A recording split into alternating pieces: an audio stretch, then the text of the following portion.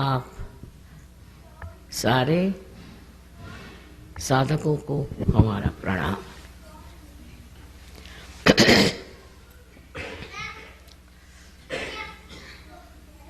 हम मंदिरों में जाते हैं भगवान के दर्शन करने और चाहते हैं कि हमें वो प्राप्त हो।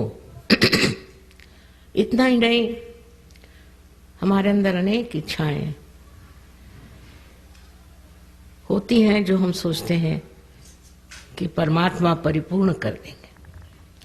ऐसी अनेक कारणों से हम मंदिरों में जाते हैं कि वहाँ का वातावरण हमें शांति दे और समाधान दे। ये बात तो सही है कि ये सब चीज़ें घटित हो सकती और इसीलिए मंदिर बनाए गए हैं, लेकिन इससे भी आगे कुछ जाने का और कुछ पाने का है, और इसका मूल तत्व भी हमारे हिंदू शास्त्रों में लिखा हुआ। लेकिन जब हम कुछ पढ़ते हैं तो उसके अंदर छिपा हुआ अर्थ हम नहीं समझ पाते कभी कभी। अभी आज अच्छा है कि कृष्ण के मंदिर में ही आपने मुझे बुलाया, क्योंकि कृष्ण भी बड़ा महत्वपूर्ण स्थान। हमारे कुंडलिनी के जागरण की जो हम बात करते हैं उसमें कृष्ण का स्थान बहुत ऊंचा। उनके बगैर तो कुछ काम ही नहीं हो सकता। उनका स्थान हमारे अंदर, यहाँ पीठ के पीछे में कहना चाहिए, गर्दन के नीचे, इस जगह उनका स्थान है। अब ये बात है या नहीं, ये हम जो बात करें सच है या नहीं, इसकी भी आपको प्रचिति होनी चाहिए। क्योंकि हम कह रहे हैं इसलिए आपको मान नहीं लेना चाहिए। और इसी वजह से हम सहयोग में जब आते हैं तब ये होता है कि हमारे अंदर बसी हुई ये शक्ति जो त्रिकोणाकार अस्थि में है, जिसको हम कुंडलिनी कहते हैं, ये सारा शास्त्रों में लिखा हुआ है, ये कोई हम ही कह रहे ऐसी बात नहीं। इसका जब जागरण होता तो वो 6 चक्रों में से गुजर करके 7वां चक्र कुंडलिनी के नीचे होता है श्री गणेश जी का, और 6 चक्रों में से गुजर करके और हमारे ब्रह्मरंध्र को छेदती है, जो यहाँ पर सर पे, जिसको अंग्रेजी में फॉन्टेनेल बोन कहते हैं, उसमें से छेद करके चारों तरफ फैली परमात्मा की जो प्रेम शक्ति है, कार्य शक्ति है, जिसे संस्कृत में परम चैतन्य कहते हैं, उससे एकाकारिता प्राप्त करती है।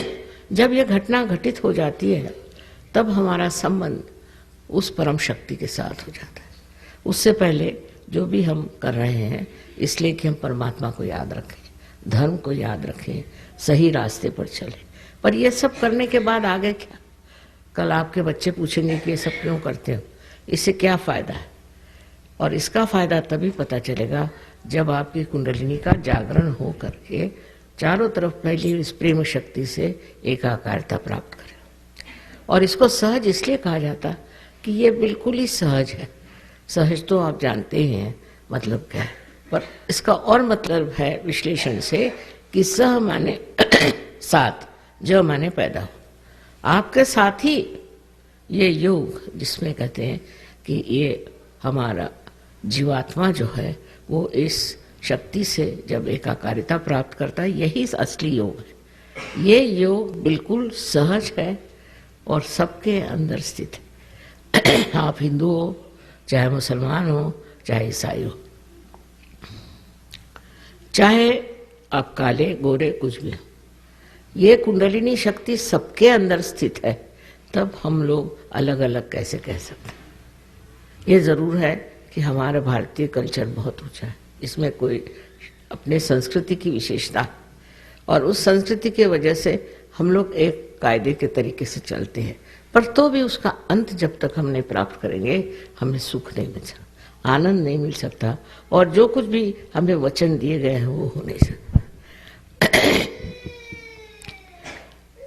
इसका जागरण करना कोई कठिन काम नहीं था, लेकिन पहले ज़माने में ऐसा देखा गया कि इस तरह की कोई प्रणाली थी, इस तरह की कोई परंपरा थी कि उस परंपरा के कारण एक इंसान को ही कोई जागरूक करता था। एक ही आदमी उस दशा में जाता था। मुझे लगता हो सकता है उस वक़्त लोगों को ये भी डर हो कि कोई जागरूकतावस्था में चला जाए तो उसको सब लोग सताएंगे। आपने सुना होगा कि हमारे देश में जहाँ इतनी भारतीय संस्कृति है, किस तरह से हर एक अवतरण को भी और हर एक परमात्मा के भक्तों को भी, इतना ही नहीं पर संतों को भी लोगों ने बहुत सताया। और पता नहीं क्यों सताते थे, मेरी समझ में नहीं आता है कि ऐसी सताने की ज़रूरत क्या थी, पर कुछ ऐसा हो जाता था स्वभावतः कि वो लोग संसार में रहने लायक नहीं रहते। आपने ज्ञानेश्वर जी के बारे में भी सुना होगा कि इनको इतना सताया कि 23 साल की उम्र में उन्होंने अपनी समाधि ले ली। जीते जागते 23 साल की उम्र में उन्होंने अपनी समाधि ले ली। इतना हम लोगों ने उन्हें सताया। उसके कारण ये थी कि मनुष्य समझ ही नहीं पाता था कि ये जो सूक्ष्म बात कहते हैं इसमें कोई अर्थ है। और इसलिए इस तरह की बहुत सी घटनाएं अपने देश में भी हुई कि लज्जाजनक। हम लोगों ने संत साधुओं को बहुत सताया, बहुत छला क्योंकि वो प्रेम में रत थे। उनका विश्वास तो था ही भयंकर जबरदस्त था और वो प्रेम में रत रहते थे।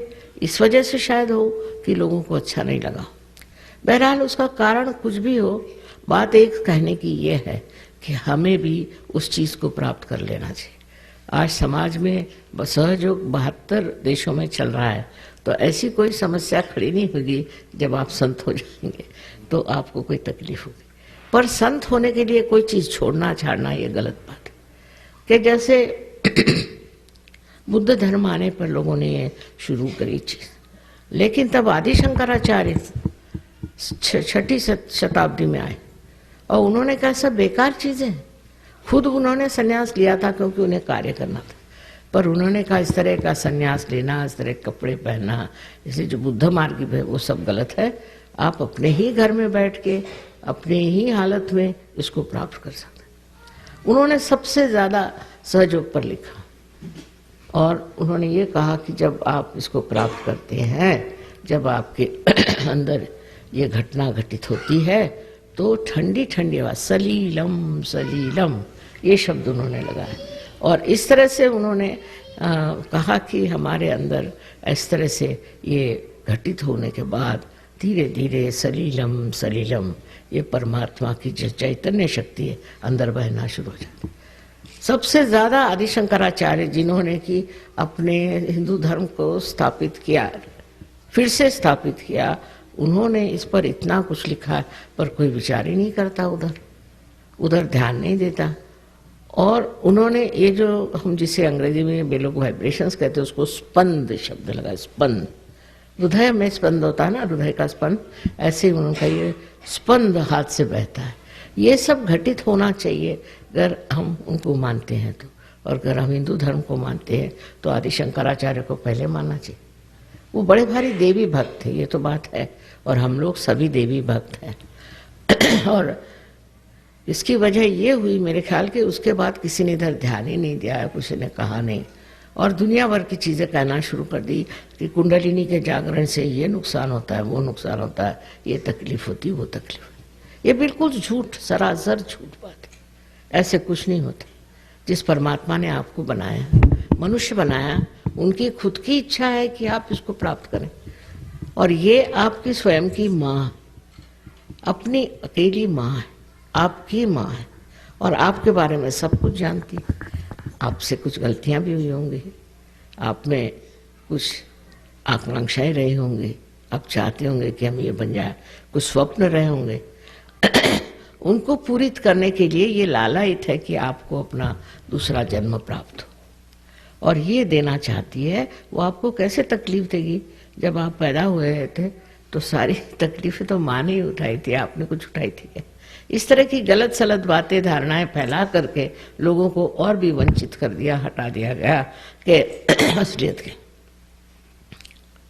ये सही है कि मेरा जन्म एक ईसाई धर्म में हुआ था, शालिवाहन के हम वंशज हैं, तो वो किसी कारण से वो लोग ईसाई हो गए थे, लेकिन मेरे माँ और बाप दोनों भी संस्कृत के बड़े भारी विद्वान थे और उन्होंने इस पर बहुत कुछ विचारणा की थी। उनका कोई धर्म छोड़ने की बात ही नहीं है। असल में बात है कि जो धर्म का बड़ा धर्म है, जिसे हम स्वधर्म, शिवाजी महाराज ने कहा था कि अपना स्वधर्म बढ़ाइए, स्वधर्म बढ़ाइए। स्व क्या? स्व आपकी आत्मा है, और उसका धर्म बढ़ाने को शिवाजी महाराज कह गए थे।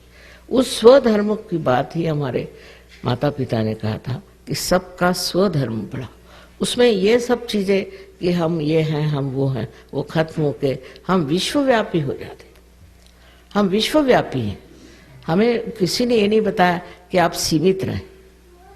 हम विश्वव्यापी होने की बात जो है, ये सब हमारे घर में हमारे माँ बाप ने ही पहले में कहा था, और उन्हें मालूम था कि मेरा जन्म किस लिए हुआ, और ये कहा था कि जब तक तुम ये कार्य नहीं करोगे, और बड़े पैमाने पर होना चाहिए, मासिस में होना चाहिए। एक आदमी को पार करने से कोई फायदा नहीं। जब ये कार्य तुम कर लोगी तभी तुम इस पर बात करो, नहीं तो दूसरी गीता हो जाएगी, किसी की खोपड़ी में नहीं जाएगी, नहीं तो दूसरे कुरान हो जाएगा, और सब भलती सलती चीज़ें करने लग जाएंगे, इधर उधर दौड़ने लगेंगे। तो इस वजह से उन्होंने कहा था कि इसमें अगर प्रामाणिकता रखनी है तो पहले चाहिए कि आप इस चीज़ को प्राप्त करें, इस चीज़ का पता लगाएं कि एक कुंडलिनी के जागरण का जो कार्य है वो एक इंसान में न होते हजारों में हो जाना चाहिए। अब तो सालों तक, मेरे 47 साल की उम्र तक मैं इसी की खोज करती रही कि मानव में क्या खराबी है, क्यों मानव नहीं प्राप्त कर सकता, हर एक आदमी में क्या फर्क। मेरे फादर पुराने बहुत देशभक्त थे, और उनका संबंध बहुत सारे लोगों से आता था। वो पार्लियामेंट के मेंबर थे, कॉन्स्टिट्यूएंट असेंबली के मेंबर थे, और उनके साथ रहने से मुझे लोगों से बहुत संबंध आता था। बहुत सामाजिक होने की वजह से लोगों से संबंध आता, और मैं देखती थी कि इनमें क्या दोष है, क्यों इनकी कुंडलिनी नहीं जागृत हो सकती। उसके बाद मेरे पति भी ऐसे नौकरी पर रहे और ऐसी जगहों पर रहे कि वहाँ भी बड़ा सामाजिक जीवन था। उस जीवन में मैंने यही खोज लगाने की कोशिश की कि मानव में ऐसी कौन सी बात है जिस वजह से मानव इसे प्राप्त नहीं कर सकता। बाद में जब मुझे पता चला कि इस तरह के मेल जोल से ये चीज़ बन सकती है, तो मैंने ये काम 1970 साल में शुरू किया। 1970 में सिर्फ एक स्त्री हमारी शिष्या उनके आई थी, अब वो नहीं रहे, काफ़ी उम्र थी उनकी, लेकिन उसके बाद 12 लोग हो गए। उसके बाद में करते करते आज आप देख रहे हैं कि 72 देशों में सहयोग बहुत फैल गया। सबसे तो कमाल है हिंदुस्तान में है, इसमें मुझे विशेषता नहीं लगती, क्योंकि हमारा धरोहर ही है, ये हमने पहले ही से प्राप्त किया हुआ। हिंदुस्तान में लाखों लोग हैं, उसको मैं विशेष बात इतना नहीं समझती, पर रशिया में जिन्होंने कभी भगवान का नाम नहीं सुना, कोई मंदिर में नहीं गए, कोई मतलब ही नहीं रहा, ये लोग, वो भी लाखों में, ये कैसे हुआ? तो मेरे ख्याल से ये जो वहाँ समाजवाद था, कम्युनिज्म था, उसकी वजह से लोग बहुत दबाए गए, इतने दबोचे गए, कोई किसी तरह की स्वतंत्रता नहीं रही। उसकी वजह से वो लोग सब अंदर ही अंदर, अपने अंदर ही अंदर खोजते रहे। मैं जब उनके कोई लेखक पढ़ती हूँ, जैसे टॉल्स्टॉय थे वगैरह, सब में मैं देखती हूँ कि अंदर ही अंदर अपने मन को जांच करने की उनकी प्रवृत्ति है, और वहाँ पर एकदम से ही सहयोग इतने जोरों में फैल गया, इतने जोरों में फैला कि हम लोगों को समझ नहीं आ रहा था कि इसको संभाले कैसे, क्योंकि कोई रशियन तो था नहीं हमारे साथ। फिर एक रशियन को लाए, उसको सिखाया सहयोग क्या है, और चिट्ठियों पे चिट्ठियाँ और पूछताछ इतनी कि माँ अब हमें आगे क्या करना है बताओ। अब इस देश में क्या है, इन देशों में स्वतंत्रता मिली। अब स्वतंत्रता का मतलब होना स्व का तंत्र, स्व माने आत्मा का तंत्र जानो, तब आप समझ पाओगे, नहीं तो उसके बगैर की स्वतंत्रता है हर तरह की। आगे आ जाइए कहने, आइए, can you move little bit.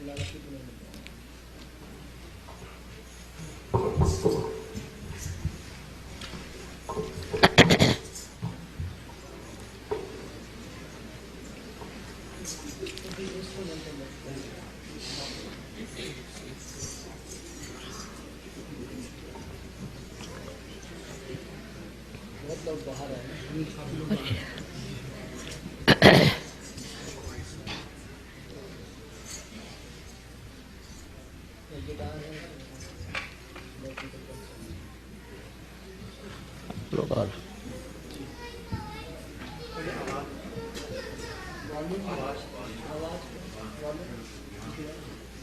मेरी आवाज सुनाई दे रहेगा? हाँ? मेरी ठीक? You can come this side all of you.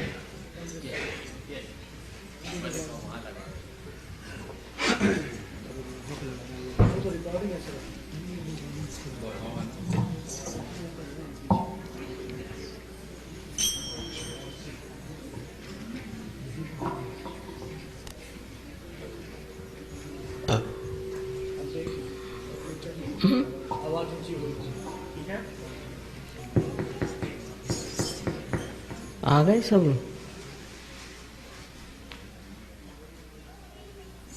ठीक है, अब आवाज ठीक है, हो गई? बहुत अच्छी. बाहर तक लोग थे, सुन नहीं रहा था. अब बाहर जाएगी आवाज? बाहर जाइए बाबा. आप लोग यहाँ आ जाइए ना, क्या बात है, आ सकते हैं. सहयोगियों को पीछे कर दो. सहयोगी हैं? नहीं, बाहर तो नहीं है, सहयोगियों को पीछे कर दो. हाँ, आप लोग सहयोगी can go out. I think let them come in. You have heard me so many time. सब आ जाए. सहयोगी to move back please. Please. तो आपको सहयोगियों को बुलाना नहीं चाहिए था. ये लोग तो हमेशा ही हमको सुनते रहते हैं, और फिर हिंदी में इनको क्या समझ में आएगा?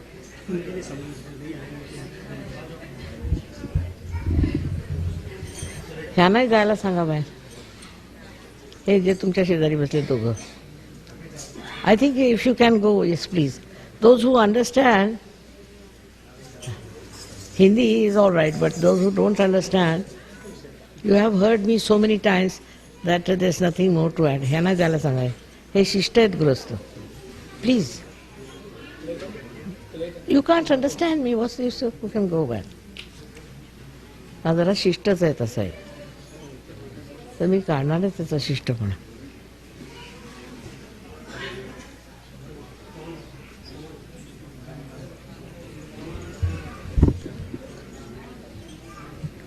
अगर सहयोगी बुलाओ तो ये पूरा हॉल ही भर जाए.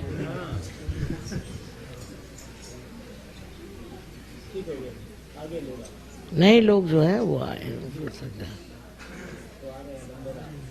हाँ? अब आ रहे हैं लोग अंदर से.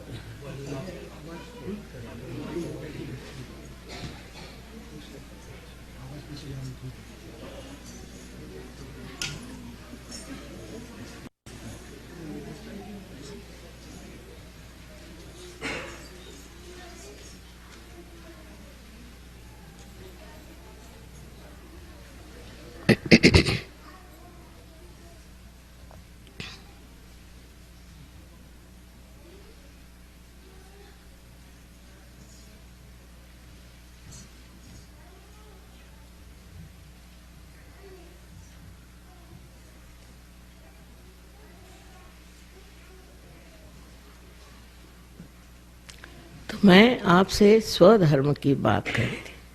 स्व माने आप खुद. लेकिन आप क्या हैं आपको पता ही नहीं.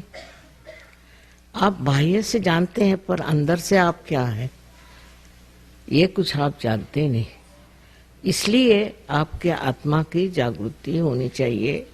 आत्मा जो है आपके चित्त आने चाहिए, चित्त में आना चाहिए. जब वो आएगा तभी आप अपने को जानिएगा. अभी तक आप अपने को जानते ही नहीं है. तो आप जब कहते हैं मैं ये करता हूँ, मैं, तो ये मैं है कौन, इसका तो पता लगना चाहिए कि मैं कौन है. और जब इस मैं का पता चलता है तो हैरान ही होते हैं कि हम जैसे कोई एक बूंद सागर में मिल जाता है, उस तरह से हम पूर्णतया लुप्त हो जाते. उस सागर में, उस प्रेम के सागर में लुप्त हो जाते. और वही सागर, वही परम चैतन्य हमें सब कुछ देता है. हमारी सब आकांक्षाएं पूरी हो जाती हैं. हमारे सब जिसको कहते हैं प्रश्न हैं वो सब छूट जाते हैं. ये करने की उन्हीं में शक्ति है. हमारे अंदर शक्ति नहीं. हम तो सोच सोच के पगला जाएंगे, कार्य नहीं होता. हर तरह की चीज़ उसमें ठीक होती. आपको अब जैसे बहुत सी चीज़ें हैं. अब जैसे सामने श्री कृष्ण का वो समय है जबकि उन्होंने युद्ध में क्या बात करी थी गीता, उसको भी समझने के लिए मेरे ख्याल से जब तक आपका स्वधर्म जागृत नहीं होगा आप समझ नहीं पाए। पहली बात है कि कृष्ण ने कहा भक्ति में कि पुष्पम फलम तोयम, तुम कुछ भी हमें दो तो वो हम स्वीकार कर लें। और देखिए शब्दों में खेले, क्योंकि जरा वो जानते थे कि मनुष्य महामूर्ख है तो उसको शब्दों में खिलाना चाहिए। मेरे जैसे सीधी सादी बात नहीं करते थे, जरा गोल घुमा के करते थे। तो कहते कि मिलेगा क्या, मिलेगा तब जब आप में अनन्य भक्ति हो। अब बता, अनन्य शब्द पे खेल गए, वो साधारण मनुष्य नहीं समझ सकता अनन्य खेल क्या होता। अनन्य ऐसा है जब दूसरा नहीं रह जाए। अनन्य माने परमेश्वर से जब आपकी एकाकारिता स्थापित, उस अनन्यता में ही तुम्हें भक्ति फलीभूत हो। नहीं तो आप गा रहे हैं, चीख रहे हैं, चिल्ला रहे हैं, सुनने वाला कोई नहीं, कनेक्शन ही नहीं हुआ।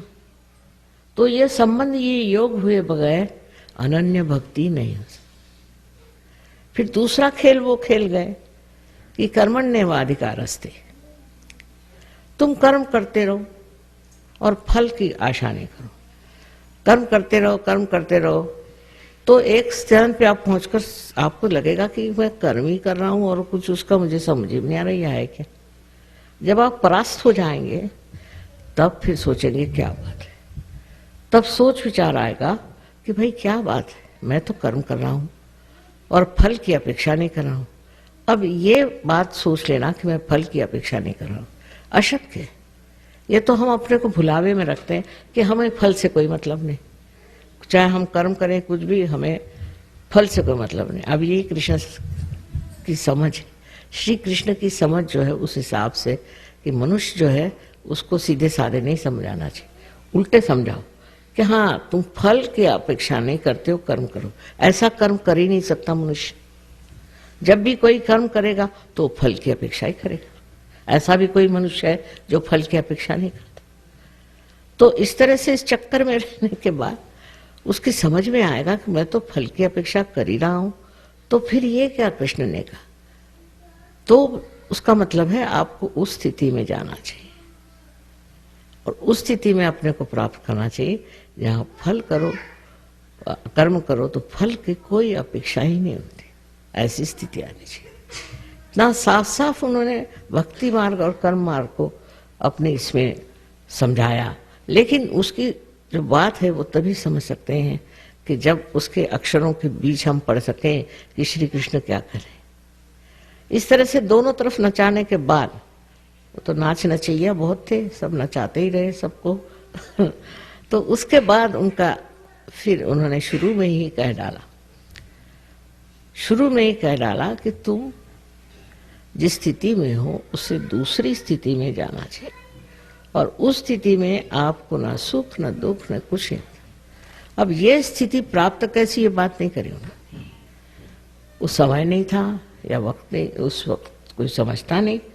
ये साफ साफ बात उन्होंने कही। ये ज्ञानेश्वर जी ने ज्ञानेश्वरी में अपने 6ठे अध्याय में साफ साफ कहा कि इसके करने के लिए आपके अंदर कुंडलिनी की शक्ति, और जब ये कुंडलिनी जागृत होगी तभी आप उस दशा में पहुंचेंगे जिसे श्री कृष्ण ने स्थितप्रज्ञ स्थिति कही। स्थितप्रज्ञ स्थिति किसी भी से नहीं आ सकती। क्षण भर जरूर आपको लगेगा, लेकिन कभी भी ये स्थिति नहीं आ सकती। तो उनकी, आप सोचते हैं उनको इतना छला, इतना सताया कि 23 साल में उन्होंने कहा कि भागो बाबा, ये पागल लोग, इनका क्या ठिकाना है। तो उन्होंने समाधि ले ली। 23 साल की उम्र में ज्ञानेश्वरी लिखी। सोचिए क्या बुद्धिमान होंगे। साक्षात जैसे कहना चाहिए कि सरस्वती उनके अंदर से बरस रही थी। उन ज्ञानेश्वर जी ने अपने गुरु, उनके भाई थे खुद, उनसे आज्ञा ली कि मुझे कम से कम कुंडलिनी के बारे में लिखने तो दो, क्योंकि ये था कि ये ज्ञान आप सिर्फ एक ही आदमी को हजारों में से चुन के दे सकते थे। तो कहने लिखने तो दो कम से कम, उससे मुझे फायदा ही होगा। क्योंकि आज मैं जब कुंडलिनी की बात करती तो लोग ऐसा नहीं कहते कि ये हिंदू धर्म में कहा। अब कृष्ण जी ने तो गोल घुमा के कर दिए, तो मैं किसका सहारा लेती।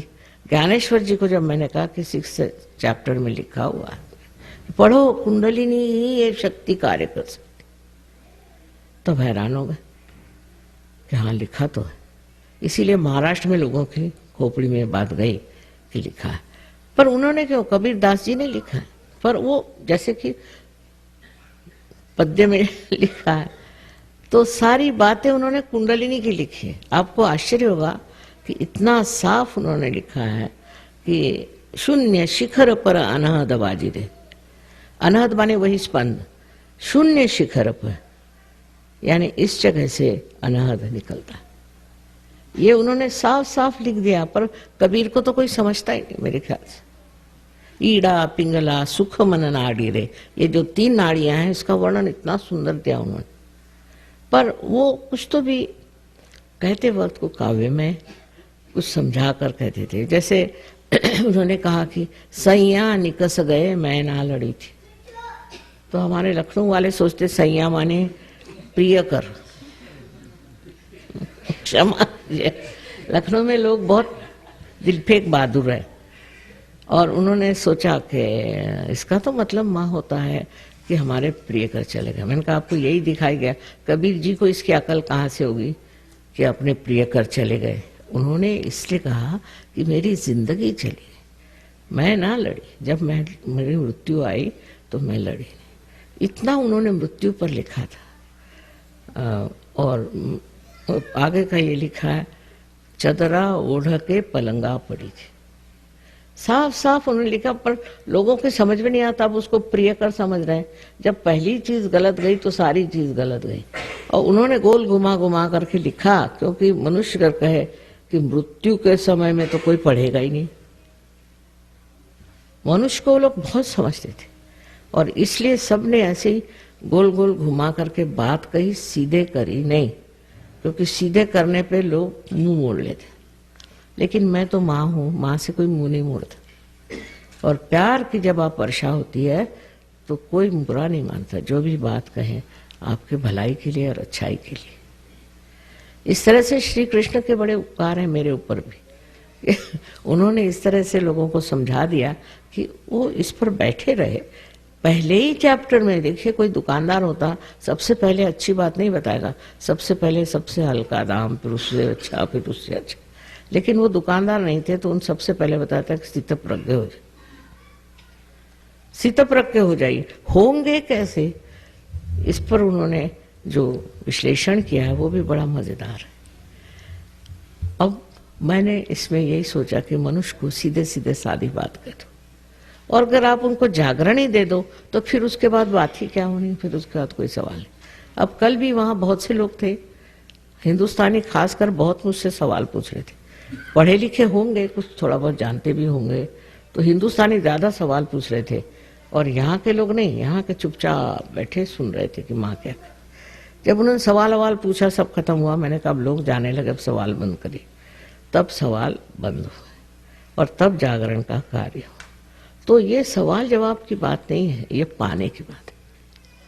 आप मंदिर में आए, आपने सब कुछ किया, इतना सुंदर बनाया है मंदिर, सब कुछ है, लेकिन आपने प्राप्त किया क्या? स्थितप्रज्ञता नहीं प्राप्त। इस चीज को समझ लेना चाहिए। तो इसमें मंदिर का दोष नहीं है, आपका दोष है कि आपने उस चीज को अभी तक प्राप्त करने की चेष्टा नहीं की, उसको किसी ने दिया ही नहीं या हुआ ही नहीं, वो बातचीत ही नहीं। और उसके बाद आप देखिए क्या हाल आपका हाल हो जाता है। अभी यहाँ पर बहुत सारे हिंदुस्तानी आए हुए हैं, और हमारे यहाँ बहुत से सहयोगी भी हिंदुस्तानी हैं।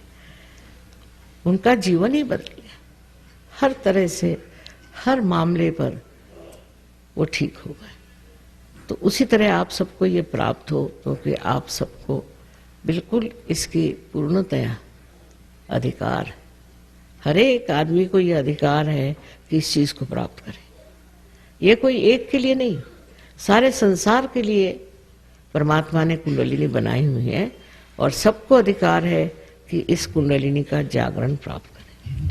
अब जब इन चक्रों में से देखिए, आप यहाँ पर बनाए हुए हैं, इसमें से जब 6 चक्रों में से जब कुंडलिनी गुजरती है तो इन सारे चक्रों को वो प्लावित करती है, प्लावित करती है, और जिसको अंग्रेजी में नरिश कहते हैं।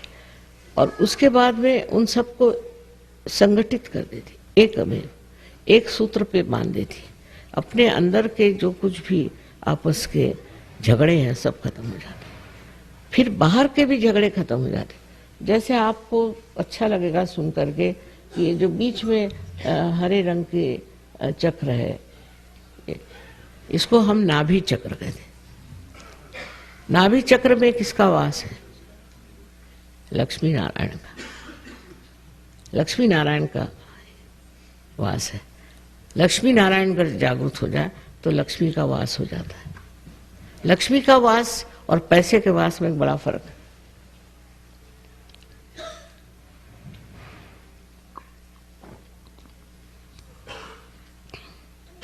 पैसे का मतलब ये होता है कि आज आपके पास एक चीज है तो उसके लिए लड़ झगड़ के आपने बड़ी मेहनत करके एक मोटर समझ लीजिए खरीदी। मोटर घर में आई लेकिन संतोष नहीं आया, समाधान नहीं आया। अब आप कहते हैं घर बनाओ, फिर आपने मेहनत करके घर बनाया, उससे भी समाधान नहीं है। और सारा आज का जो अर्थशास्त्र है, इकोनॉमिक्स है, वो सारा इसी एक प्रिंसिपल पे है कि मनुष्य कभी किसी भी चीज से समाधान ही नहीं होता, उसको भगाते रहो। आज ये खरीद तो कल वो खरीद, तो कल वो खरीद, तो भी जो खरीदता है, इतनी मेहनत करता है, इतना पैसा लगाता, उसका समाधान नहीं प्राप्त होता। ये क्या बात है?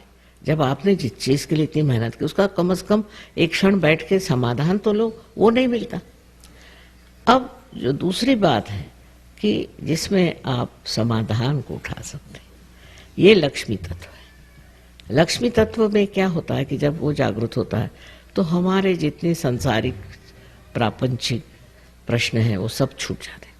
ऐसे छूटते हैं कि आप हैरान हो जाइए, वो समझ भी नहीं आएगा कि ये छूट कैसे गए।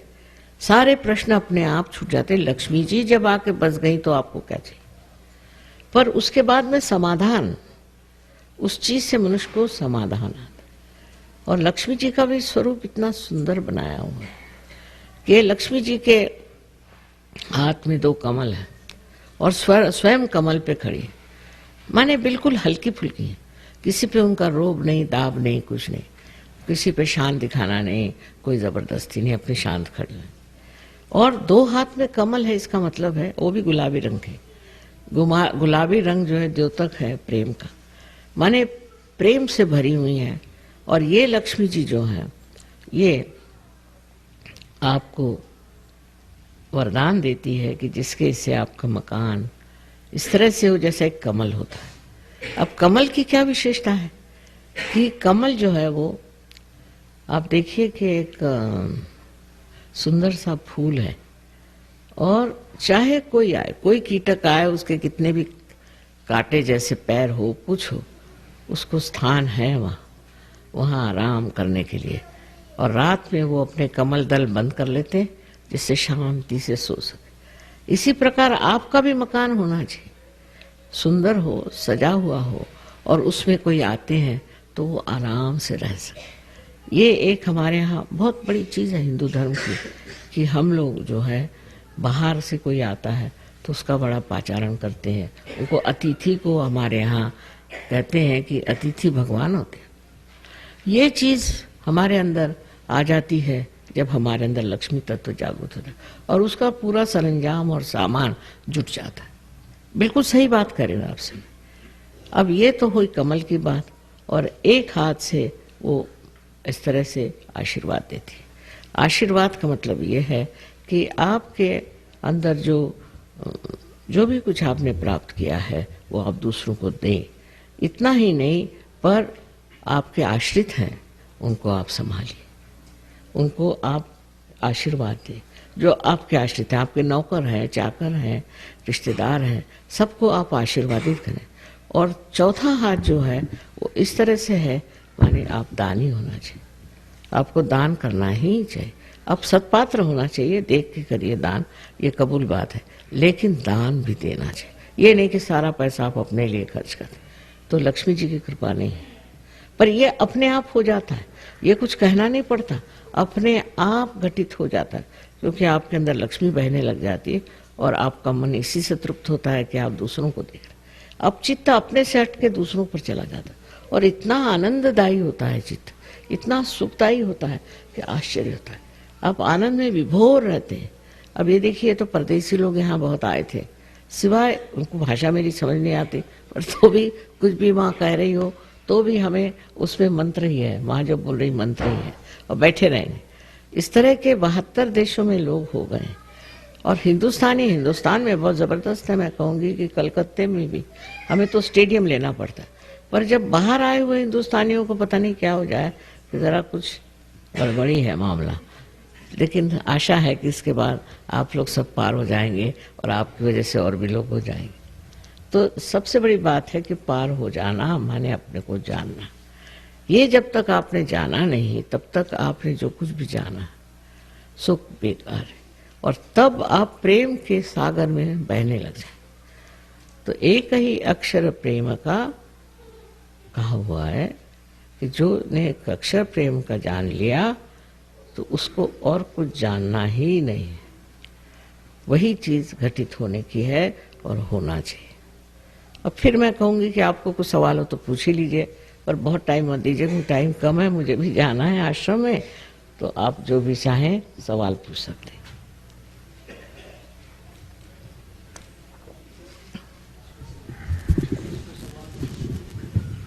किसी भाई बहन को कोई विशिष्ट सवाल पूछना है तो पूछ सकते हैं, कृपा कोई ऐसे एर गैर सवाल नहीं पूछना, विषय के साथ संलग्न आप पूछ सकते हैं कृपा करके। खड़े होकर पूछना, अवश्य खड़े हो जाना। या चिट्ठी लिखिए अंग्रेजी या हिंदी में। अच्छा, नहीं तो अंग्रेजी में यहाँ लोग भूल गए होंगे, हिंदी तो कोई हर्ज नहीं।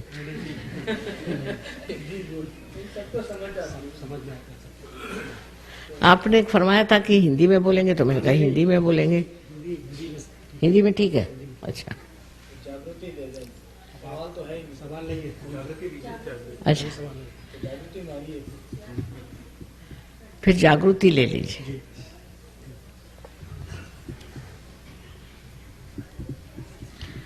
आप कृष्ण की भक्ति करते हैं,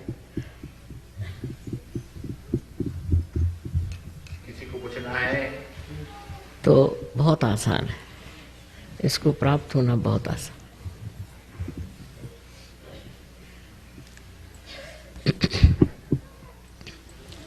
आप दोनों हाथ मेरी ओर करें, इसको